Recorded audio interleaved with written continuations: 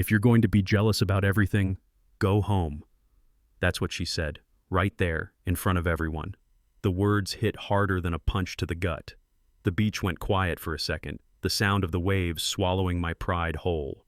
I was holding a tray of margaritas, 10 steps away from my wife, watching another man's hands move across her back. The sun was blazing, cutting through the air like a knife, and somehow I felt cold.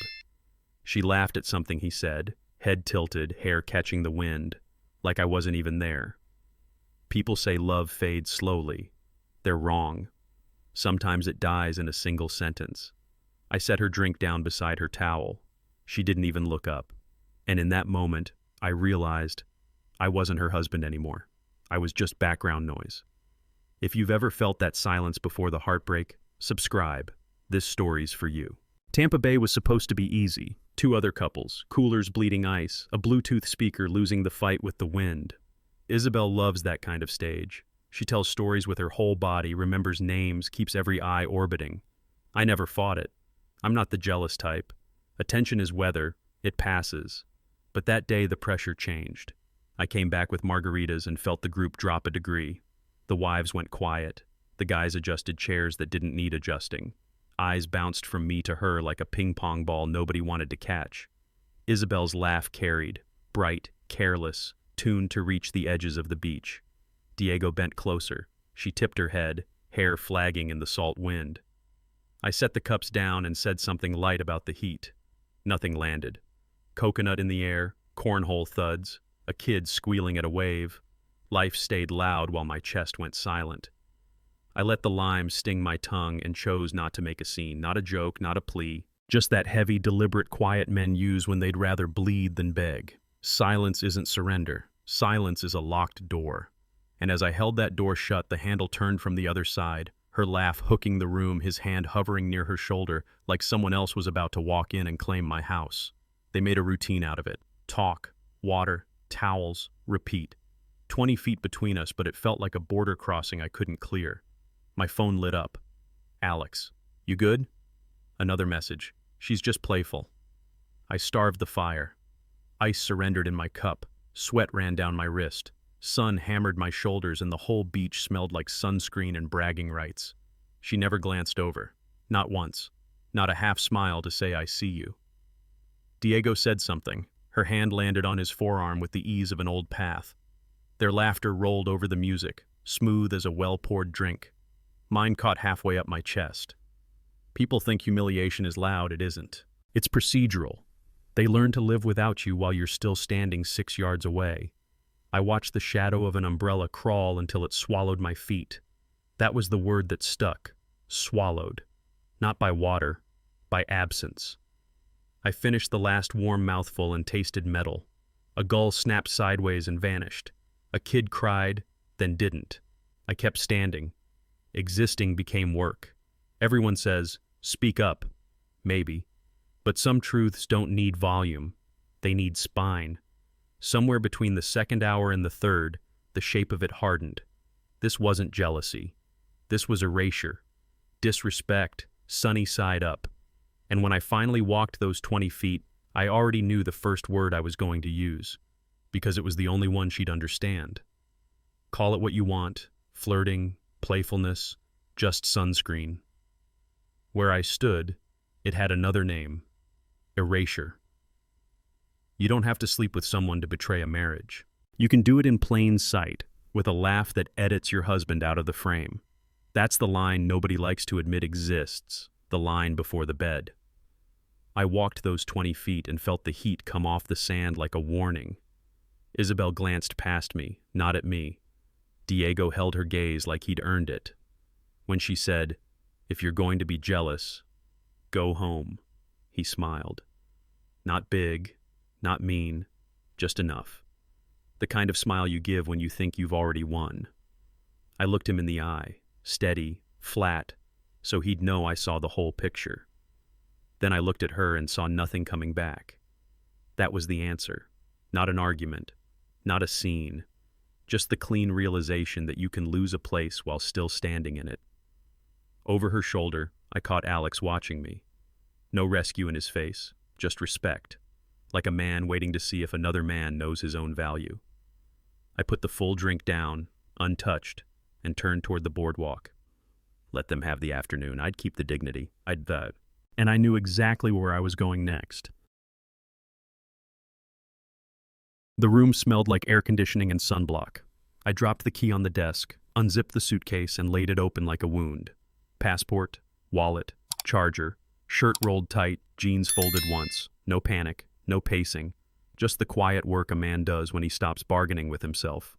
Phone on the bed, airline app open. Tampa to home, tonight.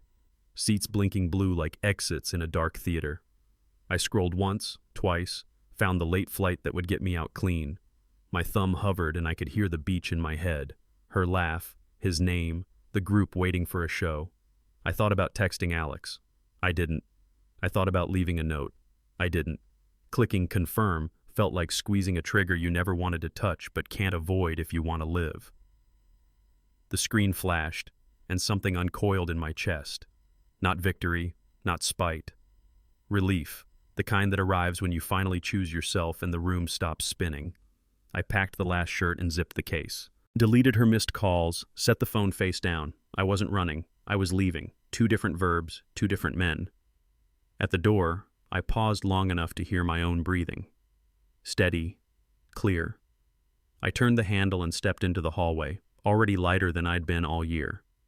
I-275 was open and empty, the kind of Florida night where headlights stitch a quiet seam across black water. The dash glowed soft, the radio low, my mind finally flat. Exit signs drifted by like green ghosts. No traffic, no talking, no decisions left to make. I parked, carried the suitcase up, and the apartment met me with that old, faithful silence. Kitchen light amber, the hum of the fridge steady as a metronome. I cracked the window and the night slipped in. Salt, damp, a hint of cut grass from somewhere down the block. The hurt didn't vanish. It cooled. It settled into something I could hold without shaking. I rinsed my hands under cold water and watched the stream turn clear again. The phone flashed on the counter. I let it. I took one long breath and half-whispered the only rule I had left. Enough. I moved through the rooms, touching nothing, letting the quiet do what the beach refused to do. Give me back my edges. Shoes by the mat. Suitcase against the wall. Wallet, keys, passport in a neat row on the table like proof that a life still existed here. When I finally stepped into the hall, I didn't look back. The door latched with a clean click, and the sound went straight through me. Behind it, noise. In here, a line I wouldn't cross again. Sleep came fast and held. Coffee bloomed in the French press, that dark, honest smell cutting through the cotton in my head. The phone on the counter pulsed like a heartbeat I didn't want. 12 missed calls, 15 texts. Where are you? Are you serious? You're overreacting. The stack kept climbing. A voicemail banner from an unknown number, another from her, another from a friend who just wants to help. Help always sounds the loudest when you say no. I poured, watched steam lift, watched it disappear. The first swallow steadied my hands. The screen kept strobing. Apologies, arguments, bait. It was just sunscreen. Everyone thinks you're being dramatic. Please. The word that once undid me didn't even scratch now. I scrolled the previews without opening a single thread, like walking past a row of open doors and choosing none. I took the phone, turned it face down, and let the apartment swallow the vibration. Silence is a muscle. You work it or you lose it. I stood at the window with the mug and let the morning do its slow work. Sprinklers ticking, a truck coughing awake, a neighbor's dog nagging the day into motion. There's a difference between not answering and refusing to be summoned. I wasn't hiding. I was choosing. When the last buzz died, the decision left behind was simple, clean, and mine. I knew exactly who I'd call next. I found him through a friend, Navarro, downtown, office that smelled like paper and rain. He didn't do small talk. He looked at me the way a good mechanic looks at an engine, not judging, just listening for the knock. I told him the beach, the line, the flight. He nodded once, slid a legal pad across the desk, asked only what mattered. Years married, kids, assets, lease, joint accounts. I answered. No speeches, no tears, just facts lining up like studs in a wall. "Do you want this contested?" he asked. "No, I want it clean." He wrote 2 lines, clicked his pen shut, and said, "We'll proceed." That was it. No sermon about trying harder. No lecture about what love ought to endure. The words landed like a level on a board, bubble dead center. He told me what he'd file and when, what to expect, what not to answer, how to keep it simple. I exhaled for what felt like the first time in months. A path. Not flashy, not romantic, just a path that went forward.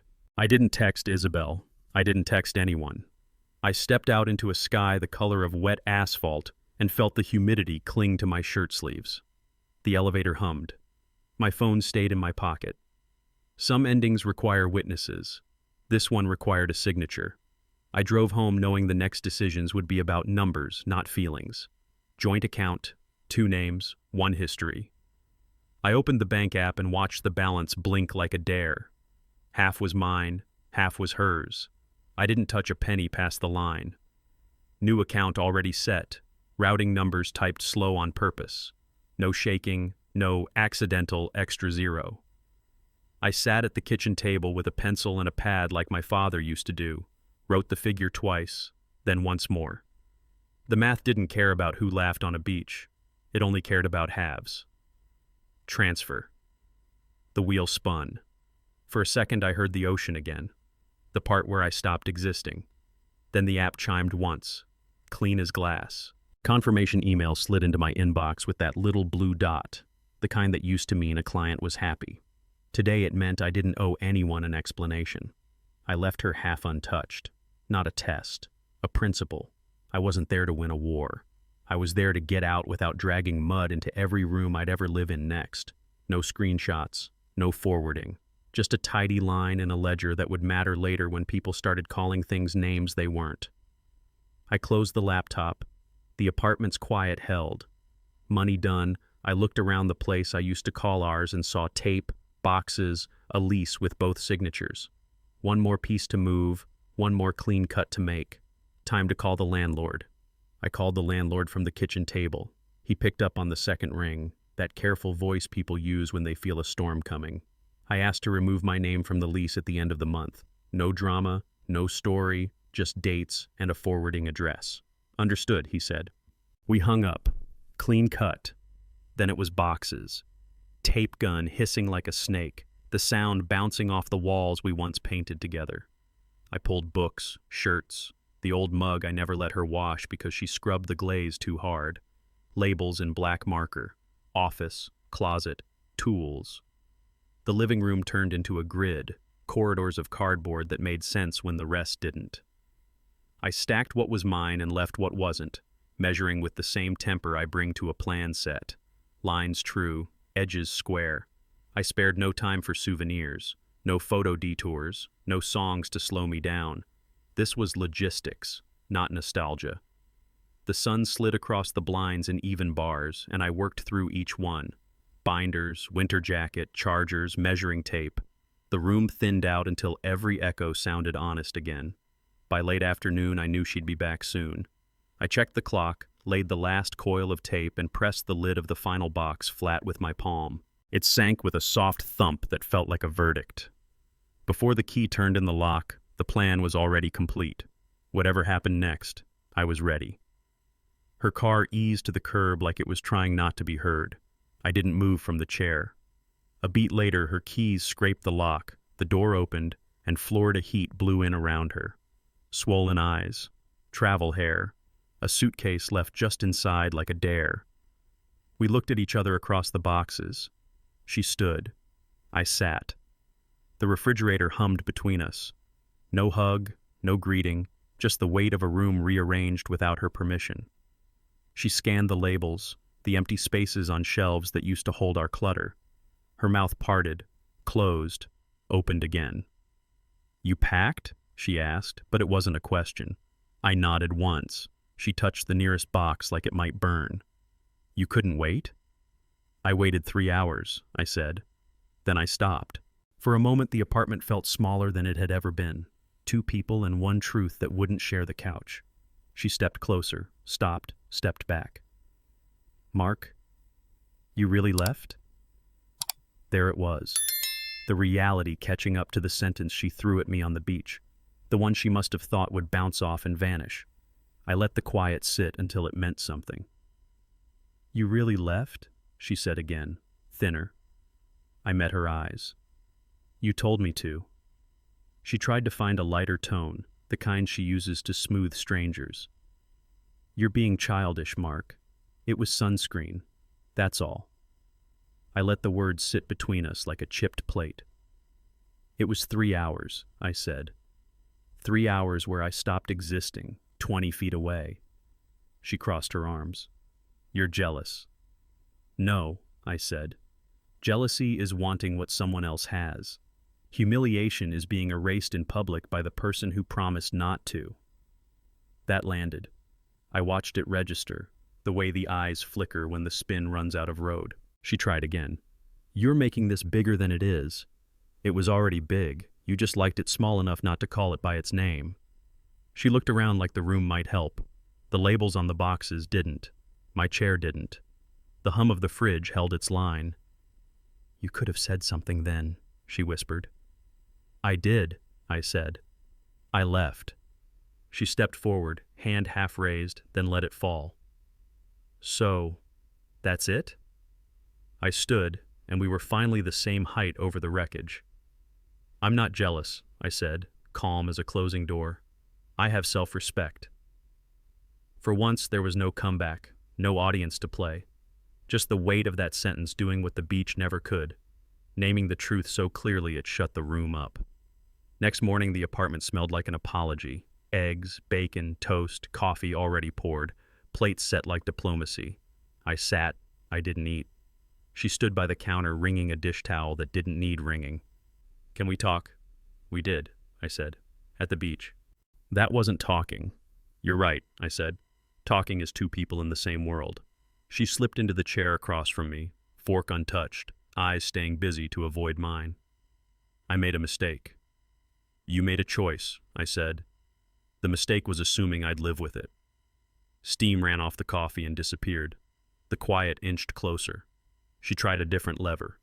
We could do counseling. I shook my head. Counseling fixes cracks. What you did was kick out a wall. Her mouth tightened. So what do you want from me? Nothing, I said, and felt the truth of it settle like a tool back in its drawer. I called a lawyer.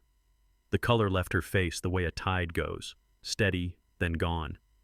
You already did? Yesterday.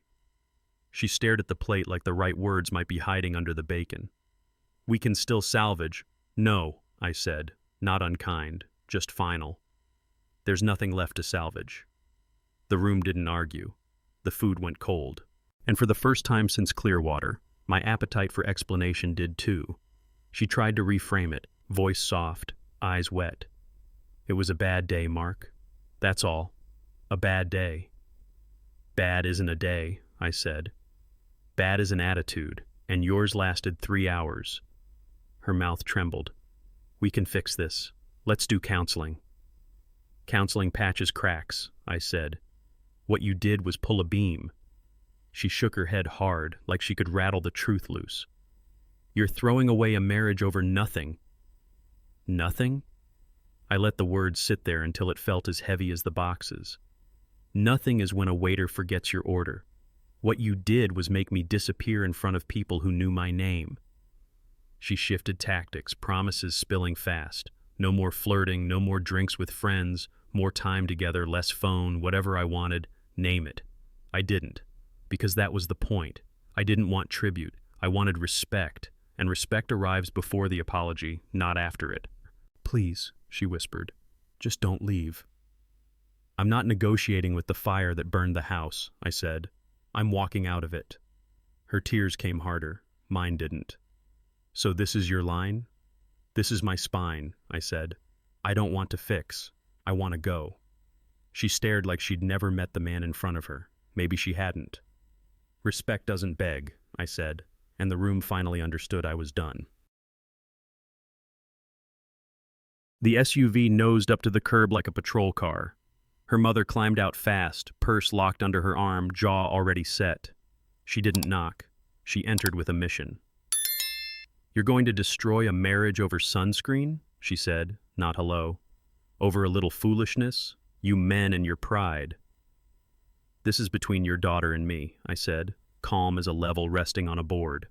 "It's between vows," she snapped. "You forgive. That's what adults do." "Adults don't humiliate their spouse in public and then call it small," I said. She started a sermon. "Kids these days, counseling works, marriage is hard, don't be dramatic, everything can be talked out if people aren't stubborn." While she lectured, I taped another box. The gun hissed, bit, sealed. I slid the box to the wall, marked it in thick black. "Tools." Her voice rose and fell and never reached me. "You're overreacting," she said. "I reacted once," I said, "by leaving the beach. Everything since has been decisions." She moved to block the door with words, not her body. That's the thing about speeches. They think time stops for them. It doesn't. I lifted the box, carried it past her perfume, and set it by the door. Keys, wallet, phone. I nodded once. Civil. Final. She was still talking when I walked to the truck. Still talking when the engine turned over. Still talking as I pulled onto the street toward Home Depot, where they sell what you need to build new things and throw away what's warped beyond use. I lifted the box, carried it past her perfume, and set it by the door. Keys, wallet, phone. I nodded once. Civil. Final. She was still talking when I walked to the truck. Still talking when the engine turned over. Still talking as I pulled onto the street toward Home Depot, where they sell what you need to build new things and throw away what's warped beyond use. But halfway down the block, my phone lit up. Her name, again. I should have ignored it. I almost did. The message preview was only 4 words. "You forgot something, Mark." My stomach tightened. Not fear. Instinct. I pulled over, engine idling, screen glowing in my palm. The next bubble appeared before I could think. Check the living room. I didn't go back, but I couldn't drive forward either. That's the thing about closure. It always knocks one more time before you lock the door for good. Out in a storage lot by the highway, my boxes sat stacked like soldiers, labels square, edges clean. I slid the last one into the unit, dropped the lock, and listened to the metal door roll down until it clicked. Done. On the way back, I stopped by the leasing office, set our keys on the counter. No speech, just names, dates, a nod. The clerk said, "Good luck." I said, "You too," and meant it. The new place was small and honest. White walls, real light, floors that didn't remember us. I set the suitcase by the closet, lined a toothbrush on the sink, and opened the windows. The room breathed. The air conditioner hummed a soft, steady note that made sense in my bones. I put the laptop on the table and watched the screen wake up. A home screen that didn't belong to anyone else. Emails, blueprints, to-do list. The ordinary work of a life that didn't need permission. I wasn't sprinting. I wasn't sulking. I was arranging, like a man who knows what a clean line can do to a messy room. The refrigerator thudded once, settled, and the quiet held. I pulled out a new chair, the one I bought on the way over, and sat. No memory in the cushion. No weight but mine. It didn't feel like victory. It felt like oxygen. For the first time in months, the future didn't scare me. It just asked for a calendar. The envelope was leaning against the jamb when I got back from a run. Thin, official, beige. My name typed clean at the window. I carried it to the table and slid it open with a house key. Petitions, dates, sign here, and here, and here. Navarro's note on top in handwriting that didn't waste loops. Call if anything's unclear. Otherwise, I'll file by Friday. I washed my hands, dried them on a towel, and sat with a pen that still had weight to it. The first signature felt like a step onto a dock that didn't wobble. The second cut a cord I'd kept out of habit. I paused before the last line. The phone started its small light show across the counter. Her number, again, a voicemail ribbon unspooling. I let it run until the screen went dark. I read the line once more. The letters of my name were steady, the way a level tells you the truth even when you don't want to hear it. Then I signed the last stroke, clean and straight, like a blade through fabric. Silence didn't cheer. It just deepened. I stacked the pages, slid them back into the envelope, and set it by the door for morning. Outside, someone's lawn sprinkler clicked to life. Inside, the AC breathed, and the walls didn't argue. By the time the phone started again, my decision had already answered it. The knocking came fast, clustered, like a hand trying to outrun a decision already made. I stood there with my palm on the wood, counted to 5, then cracked it an inch. Isabel's face filled the gap, eyes swollen, hair tied like she'd done it in the car, breath shallow. 5 minutes, she said. Please. The hallway smelled like someone else's dinner. My place smelled like soap and new paint. I didn't open it wider. There are thresholds you don't cross twice. Up close I could see the travel on her skin, airport fatigue, the salt that follows a bad night. 5 minutes, she said again, softer, as if the volume had always been the problem. In my head I heard a different sentence, same mouth, same tone. If you're going to be jealous, go home. The words that undid me, the words that stitched me back together. I'm home, I said, and watched it register. She reached for the gap. I didn't move. Behind me the apartment held steady, AC low, a chair, a table, a life. Mark, I just want to... She didn't finish. Maybe she ran out of script. I can't let you in, I said. Not today. Maybe not again. Her eyes flooded. Somewhere down the hall, a door opened and closed. I eased mine shut an inch at a time until the latch found itself and clicked. Her knuckles touched wood. Then the crying started. I let the door hold the sound for me. I didn't move. I didn't speak. The line stayed where I put it. By evening, the voicemails stacked into a staircase. I climbed the first step and stopped. I'm seeing a therapist, she said, voice thinner than the hall. I finally understand why it hurt you. I understand my patterns. Understand. It's a pretty word. It buys time. It asks for applause without earning respect. I listened for 10 seconds and erased it. Another began while I was pouring water. I know I crossed a boundary. I didn't mean to. I was trying to feel seen. I turned the faucet off and the apartment went quiet again. The fridge hummed like a promise. My phone buzzed. Her voice repeated the new language. Attachment, triggers, healing. Every word correct. None of it binding. Understanding isn't the same as honoring. You don't heal a bruise by naming the bruise. You stop hitting the same spot. I set the phone on the counter and watched it shine, go dark, shine again. I didn't pick it up. Silence is a muscle. I'd spent years letting it atrophy. Today I made it do the heavy lift. I wasn't punishing her. I was protecting me. From the pull to explain, from the cheap relief of a looped conversation that ends where it starts. Another voicemail ribboned in. I let it spool into nothing. I made dinner. I ate. I washed the plate. The apartment breathed, and so did I. When the phone finally went still, the quiet felt earned. I left it there. Tomorrow would have its own noise. Navarro called with the date. Tuesday morning, end of the month. In and out if nobody complicates it, he said. Keep it clean. No private conversations. I told him I wasn't interested in improvising anymore. He laughed once, like he believed me.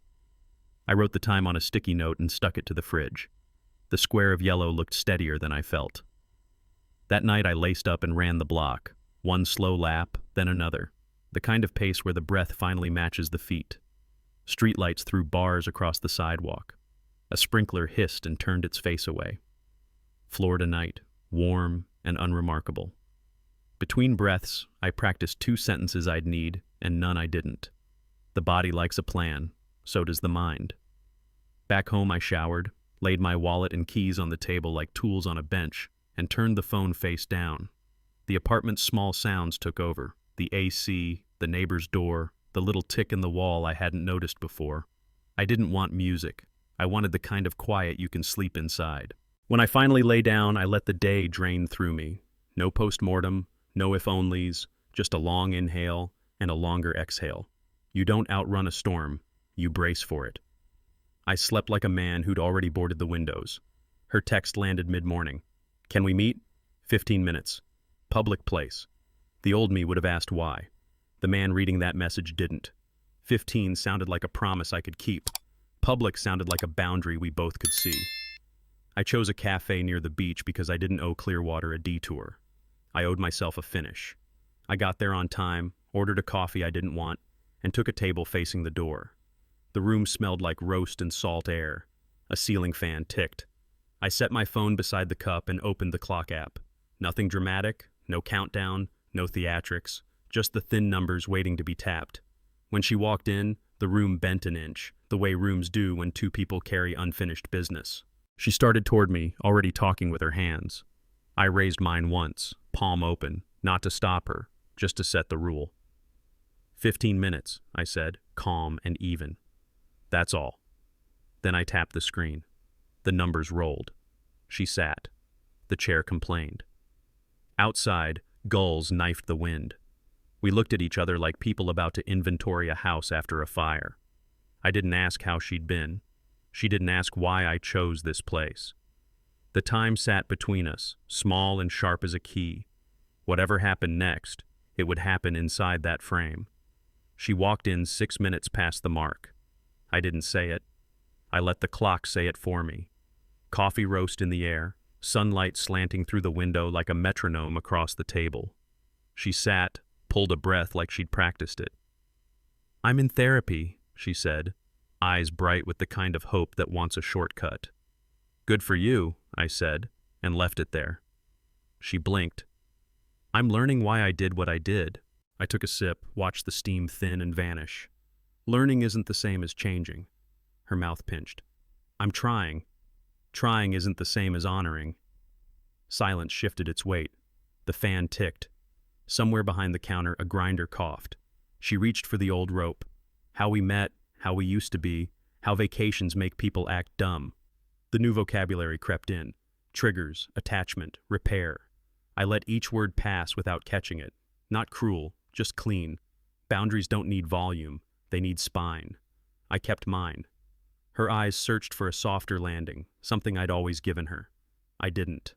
I looked at the clock again. 9 minutes left. Time is a truth serum when you stop filling it with speeches. She swallowed, nodded to herself like she'd found a different plan. Her hand went to her bag. Paper rustled. If understanding couldn't move me, maybe memory would. She slid an envelope onto the table, as if the past could sign for the present. A wedding photo blinked in the cafe light. 2 people smiling a lifetime ago. Ticket stubs spilled out like tiny receipts for joy. A napkin with my old handwriting on it. You, always. Her fingers trembled as she arranged them into a little shrine between the cups. Her eyes said, "Remember?" Mine said, "I do. That's the problem." I looked, because respect looks. Then I nudged the envelope back across the grain with 2 fingers. "Memories are records," I said, steady, "not contracts."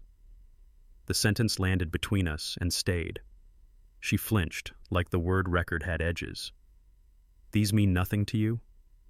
"They mean exactly what they mean," I said. "They're proof of what happened, not promises for what will." She tried to answer and found nothing that survived the air. The photos lay there, beautiful and useless, like tools for a job already finished. Outside, a gull cut the sky in half. Inside, the chair creaked under her second thoughts. I gathered the scattered stubs into the envelope, squared the corners, and set it by her elbow without ceremony. Her hand hovered, then fell away. "I brought them to remind you," she whispered. "They reminded me," I said, "of who I was and of what I won't be again." For a long beat, she just breathed. The room carried on without us, milk steaming, cups clinking, time doing its quiet work. She closed the flap, finally understanding the past wasn't a key, and for the first time all morning, she had no script left to read. The door banged and her mother came in hot, voice already raised to catch a crowd. Heads turned. The barista paused with a milk pitcher midair. "You're ending a marriage over sunscreen?" she said, like the verdict was obvious and I'd failed the test. I stood, not to loom, just to level. I reached for my wallet and set a couple of bills on the table, enough to cover both cups and whatever came next. The room held its breath. I'm not divorcing over sunscreen, I said, even. I'm divorcing over respect. A couple at the window froze with their straws half raised. Her mother blinked, recalibrating, then launched into a sermon about vows and forgiveness, how grown-ups work things out, how men these days don't know how to fight for what matters. I let her talk while I pushed the receipt toward the edge of the table, neat, squared, done. You want a scene? I said quietly. You had one at the beach. I'm not auditioning again.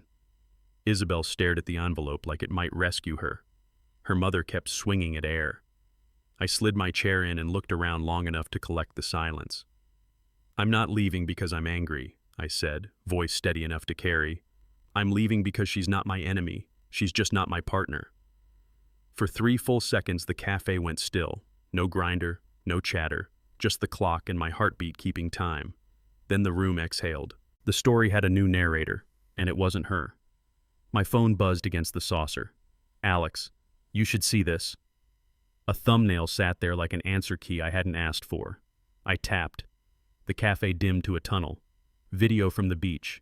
Isabel and Diego framed by sun, the slow, easy choreography of 2 people who forgot the audience. Her shoulder tilting, his hand at her back longer than sunscreen needs. Laughter you can't mistake for harmless. 3 minutes compressed into 30 seconds, enough to show the pattern, not enough to feed the wolves. I didn't say a word. I turned the screen toward her and let it run out. The light from the phone washed her face flat. Her mouth opened and closed on nothing. When it ended, I clicked the screen dark and slid the phone into my pocket. No forwarding, no screenshots, no victory lap. I'm not here to get even, I said. I'm here to get out. I'm not vengeful. I'm just not blind. She swallowed. Her mother tried to speak for her, found the air too heavy to carry the line. The envelope of memories sat between us like a spent matchbook. You think this proves, her mother started. It proves enough, I said. For me. Outside, a gull knifed the sky clean. Inside, the clock kept measuring what was left of 15 minutes. There are truths you argue and truths you absorb. This one didn't need a debate. It needed an exit. Can I just hug you one last time? She asked, voice small enough to pass for mercy. I stepped back half a pace, not dramatic. Precise, a line drawn with a carpenter's pencil. Back on that beach, I said. You told me I didn't have the right to touch your back. I kept my hands at my sides. Today, I'm respecting your decision. She blinked, like I'd spoken a language she hadn't planned for. Her mother shifted beside her, ready to throw a net of words. I never gave her the opening. The cafe's hum carried on. Steam, cups, a spoon against ceramic, I stood where I was, and the distance did the talking. It's strange how a half-step can be a wall, how a body can say what a book can't. That little space between us held everything I'd been trying to explain. Consent, dignity, the cost of pretending. Her face crumpled, and the sound came, a clean, helpless sob that wasn't for me to fix. Not anymore. This isn't punishment, I said quietly. It's a boundary. Her hand hovered in the air, then fell. The envelope of memories sat untouched. My coffee went cold. Somewhere outside, a siren Dopplered away. Inside, the air settled around the fact that we were 2 people who had finally told the truth without raising our voices. The half-step stayed. And that, more than any speech, was the answer. Do you have someone else? She asked, eyes searching for a softer reason to lose. I have me, I said. Her shoulders gave out. Not a collapse, an acceptance. The kind that arrives when every rescue line snaps in your hands. She waited for me to fill the silence. I didn't. Men like me are trained to patch, to lighten, to say something so everybody can keep eating their lunch. I let the quiet carry its own weight. Mark, please, she whispered. Don't end it like this. There's no good way to end what shouldn't continue, I said. The clock on my phone counted without sympathy.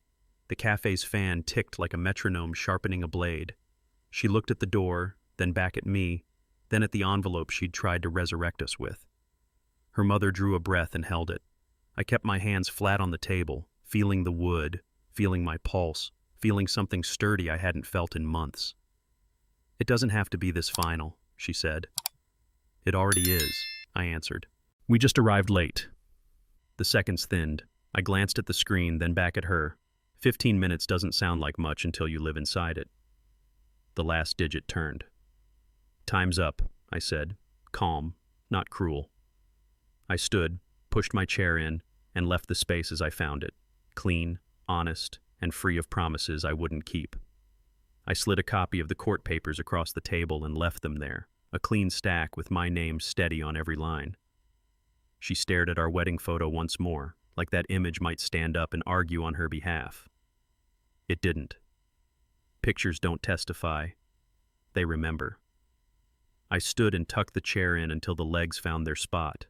No scrape, no rush.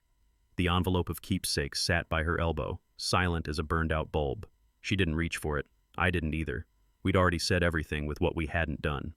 The door swung and the afternoon hit hard. Salt, heat, the kind of Florida light that leaves nothing to hide under. I felt it on my face and shoulders, and for a second it took me back to the beach. The glare, the laughter, the way a man can vanish in plain sight. Only this time, I didn't feel small. I felt clear. The bell over the cafe rang once, bright and final. Behind me, cups clinked and voices started moving again, like a room that had been holding its breath. In front of me, the sidewalk waited without an opinion. I took one step, then another, and the light didn't push me back. It opened. I didn't look through the window. I didn't check my phone. I walked into the sun I chose. I hit his name, and he picked up on the first ring. "Well," he said. "It's done," I told him. 2 words, no garnish. He exhaled like he'd been holding it for me.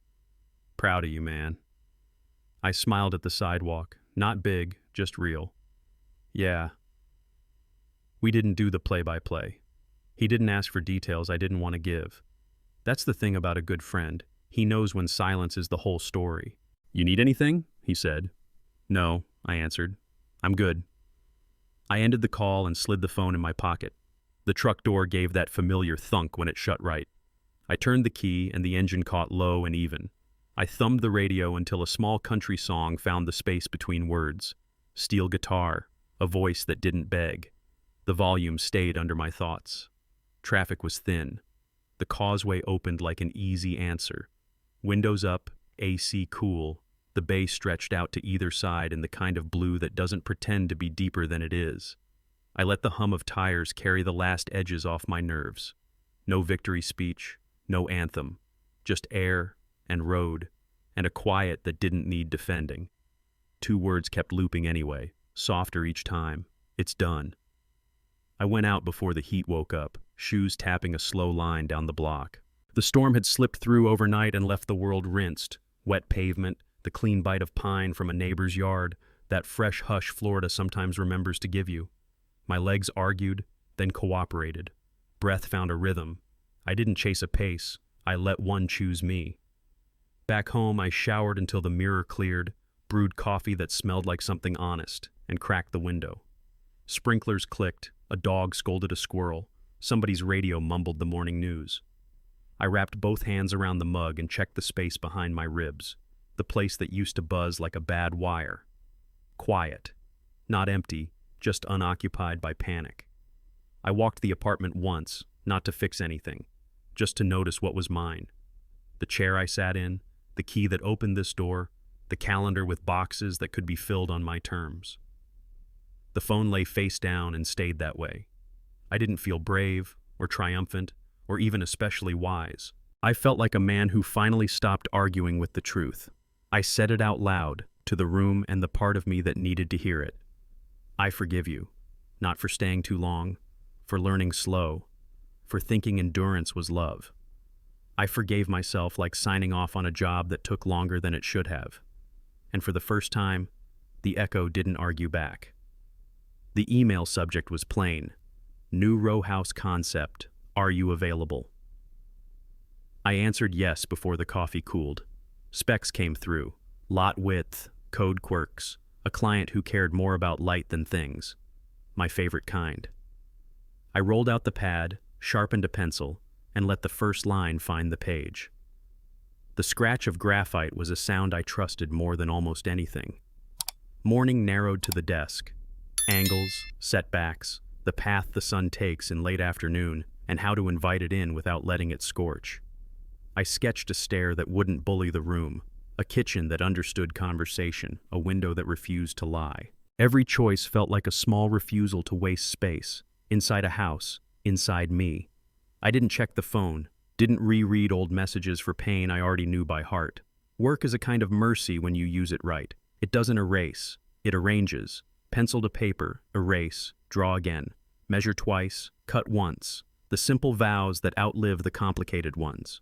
By evening, the desk wore a clean mess, tracing paper curled at the edges, notes in the margin, a plan that finally said what it meant. I closed the pad, washed the cup, and felt sleep walk toward me without negotiation. I'm not rebuilding to prove a point. I'm building because that's what I do. Brick by brick, room by room. I'm the house now, and I know where the load-bearing walls go. My brother texted on Friday, "Burgers Sunday?" I showed up with a bag of chips and a six-pack that didn't need a story. The backyard was the kind that fixes you without asking. Smoke curling off the grill, kids chasing each other through the sprinkler, lawn chairs scuffed in the right places. Nobody brought up Clearwater. Nobody asked for the play-by-play. We talked weather, the Bucks, a neighbor who keeps mowing at dawn like he's paid by the decibel. She was there 2 houses down, Elena, laughing with my sister-in-law at the folding table, sleeves rolled, hair pulled back like work never scared her. We ended up at the same corner, ice melting in plastic cups, easy small talk that didn't feel like small talk. She asked what I did. I said architecture. She said marketing, a dog named Cookie who believes the mailman is a personal threat. We traded dumb stories about Florida traffic until the sun slid behind the fence and the mosquitoes called it. No one asked me how I was holding up. I didn't volunteer it. Peace doesn't need an audience. As people started packing up, Elena pulled a pen from behind her ear like she'd forgotten it was there. She wrote a number on the back of a napkin, tore it clean, and pressed it into my hand. "If you want coffee," she said, "sometime." I took it. No tremor, no speech, just the quiet feeling of something that might be worth opening. We kept it simple. A small Italian place with checked tablecloths where the red sauce tasted like someone's grandmother still had a say. A walk by the bay after, palms clacking, boats nodding at their ropes. We talked about work in the way people do when they actually like it. Her campaigns that didn't lie, my windows that told the truth at 4 p.m. She showed me a photo of Cookie in a Halloween costume he clearly hated. I laughed out loud and didn't feel guilty for it. We didn't ask about old scars. We didn't exchange autopsies. The past gets louder when you feed it. We let it stay hungry. She didn't study my face for storms, and I didn't twist every silence into a test. The check came and nobody fought over it like a scoreboard. We just walked, shoulders close but not touching, and let the bay do what bays do, hold the dark without drama. On the third evening, we sat on a bench and complained about Tampa traffic like amateurs. She said she hates how people pretend to be complicated. I said I used to confuse endurance with love. She didn't nod like a therapist. She smiled like a person. At the curb outside her place, I didn't rehearse a line. She didn't wait for one. "Good night, Mark," she said, soft, certain. I said it back. And when she smiled before closing the door, it landed the way a door should, gently, on a frame that finally fit. Dinner at Elena's. Nothing fancy, just roasted chicken and a salad that actually tasted like something. The phone wouldn't quit buzzing on the counter, screen lighting up like a cheap show. I let it go until it felt childish to pretend I didn't notice. I stepped aside and answered. Her voice was flat, all the edges sanded off. "I get it now," she said. "I understand why it hurt you. I'm sorry." "Good," I said, and meant it in the plainest way a person can mean a word. I hung up. I stood there a second, listening to the house breathe. AC steady, a pan cooling, quiet doing grown-up work. Elena poured iced tea and raised an eyebrow. "You okay?" "I don't feel anything," I said. Not cruel, not proud, just a fact laid on the table with the forks. We ate. The world did regular things. Ice clinked. A neighbor's laugh bled through the wall. The dog next door negotiated with a squirrel. I didn't replay the call. I didn't translate it into what it was never going to be. The apology wasn't a key. It was a period. The sentence ended. We didn't need a paragraph. After dishes, she leaned on the counter beside me, shoulder almost touching mine. You sure? Yeah, I said. I'm sure. Indifference can feel like ice. Tonight it felt like room temperature. Alex texted mid-afternoon. Saw Isabel at the Publix. She doesn't look good. A minute later. You okay? I stared at the message long enough to feel nothing new about it, then typed back, I'm fine. Not my business. He sent a thumbs up and let it rest. Good friends know when to drop the rope. I put the phone face down and turned the speaker on low. Old country, steel guitar sliding through the room like a level finding center. The desk welcomed the weight of my forearms. Trace paper, pencil, the corner detail I hadn't solved yet. The line answered before the lyric did. Curiosity is a habit you can starve. I didn't check her socials. I didn't picture her aisle or her cart or her face. Pain wants proof it still matters. I gave it none. The plan set grew cleaner. Notes stacked where panic used to camp. I measured twice and cut once, and the day obeyed. Some people call that cold. I call it clarity. The past will always send you headlines as if you owe it readership. You don't. I sharpened the pencil, blew the dust off the page, and drew the window. I wanted the room to deserve. Light, not glare. Air, not draft. Respect, not noise. When the song ended, I didn't hit repeat. I didn't need to. The silence that followed wasn't empty. It was mine. We brought a pie and a bottle of something that didn't need to impress anyone. My brother's house smelled like butter and thyme. Kids ran a circuit from the living room to the driveway and back, faces red, socks sliding on tile. Elena fit in without trying, taking coats, plating rolls, laughing with my sister-in-law about nothing urgent. No one asked for updates or picked at old scabs. Gratitude does better without autopsies. My mother pulled me in by the shoulders, the way she used to when I was too tall for it. I'm proud of you for letting go, she said in my ear, not loud, not for the room, just for me. It landed where it needed to. I nodded. Thanks, Mom. Dinner was warm and ordinary. Grace, clink of silver, the passing of bowls that made a circle out of hands. My chair felt earned. Elena caught my eye over the turkey and smiled, small and certain, like someone who knows she doesn't have to compete with ghosts. Conversation drifted to normal miles. Who needs a new roof? How the Bucks will break our hearts? Whether anyone still owns a DVD player? I looked around and felt the quiet click into place, not because the world forgot what happened, but because it didn't need to talk about it anymore. After dessert, Mom squeezed my hand once more and moved on to refill someone's tea. Peace isn't a performance. It's a table with enough chairs, and tonight there was one with my name on it. Home Depot on a Saturday. I was staring down a wall of grays, trying to remember which one Elena liked, something between cloud and concrete. That's when I saw them at the end of the aisle, Isabel and her mother side by side, scanning paint chips like the right color might fix a room. She went pale. Her mother stiffened. We stood there with a rack of swatches between us like a fence you could see through. Isabel took a step my way, then another, hands empty. If I could do it over, she started, voice already fraying. I didn't offer a rescue. Some sentences are supposed to fall apart. I know, she said quickly, like speed could keep the truth from catching her. I know it's too late. The rest didn't arrive. I nodded, not unkind. Be well, I said. 2 words that don't open any doors. Her mother watched me like a verdict.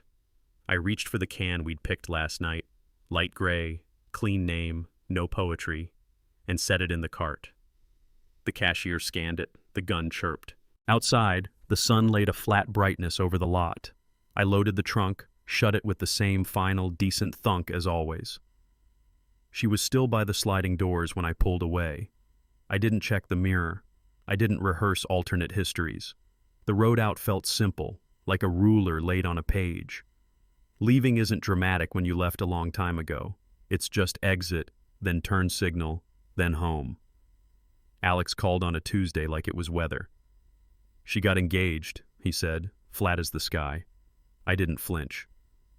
Not my business. We both let the line breathe. You good? He asked.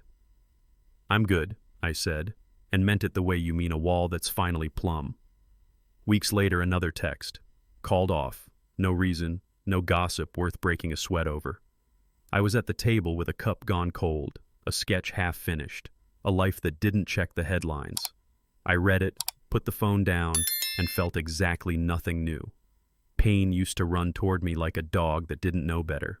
Now it waited at the fence and I didn't open the gate. Elena sent a photo of the living room swatch we'd argued about. 2 squares of gray on a white wall, afternoon sun choosing a winner. Left or right, she wrote. I picked left.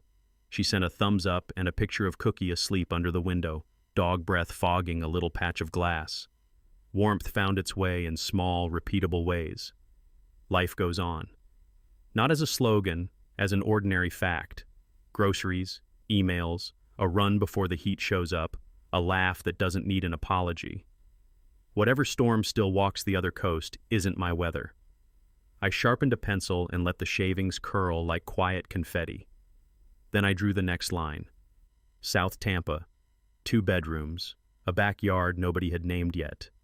The kind of place where afternoon light slants across the floor like it's measuring you for something decent. Papers signed at a narrow desk that smelled like toner and second chances. The agent slid the keys across the wood, metal small enough to hide in a fist, heavy enough to change a life. Friends showed up with mismatched muscles and better jokes than boxes. Elena carried a bag of screws and the good tape. Cookie ran inspection, nose on everything. We moved a couch that didn't complain, a table that finally deserved to be centered, a rug that made the room honest. Someone tuned the radio to a station that remembered choruses. Laughter landed where arguments used to. Out back, the grill took flame like it had been waiting. Burgers, light smoke, the quiet slap of a screen door, the simple math of paper plates and people you actually like. The sun slid down the fence, turning the grass the color of a promise nobody had to swear to. When the last box lost its shape and the porch light came on, I stood in the doorway and turned the key. That smooth catch, that small click. Ownership as a sound. Not of her, not of a past that kept calling collect, of a life. Of mine. I didn't stage a speech. I didn't bless the walls. I just breathed, long and easy, and let the house answer back. The porch holds the last of the heat. Evening air moves through the screen, carrying cut grass and somebody's radio 2 houses down. I lean on the rail and let the day play back. Not the whole year, just the 2 sharp reels that matter. Sunlight on the beach when I disappeared 20 feet from my own life, and the cafe bell when I chose to exist again. One took me apart in public, the other put me back together in private. People think anger gets you home. It doesn't. Self-respect does. Anger burns out at the curb. Respect turns the key. I think about the half step I refused to cross, the envelope I pushed back, the clock I let run without mercy. None of that was revenge. It was alignment. A man doesn't have to be right to be loud. He has to be clear to be free. I forgive myself, not for leaving, but for staying past the first truth. I forgive her too, in the only way that counts. I stop carrying what isn't mine. Forgiveness isn't a gift for someone else's sleep. It's the mattress under my own. The wind shifts. The house answers with a quiet tick in the wall. This is where the noise ends and the life begins. Tomorrow we'll ask for ordinary things. Coffee, work, a run before the sun wakes up. I'll give it what I have and keep what I need. Respect doesn't beg. I walked away, toward myself.